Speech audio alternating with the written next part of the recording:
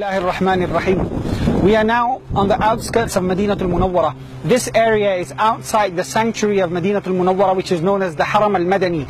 And the mountain behind us is known as the mountain of Jurf. The Prophet ﷺ said, as Imam Muslim narrates in his Sahih, he said that the Dajjal will camp at this mountain, at the mountain of Jurf, because Madinatul Munawwara has 7 doors to it, and he will not be allowed to enter through any one of the doors of Madinatul Munawwara. And he will camp here at this mountain, and then there will be 3 earthquakes in Madinatul Munawwara.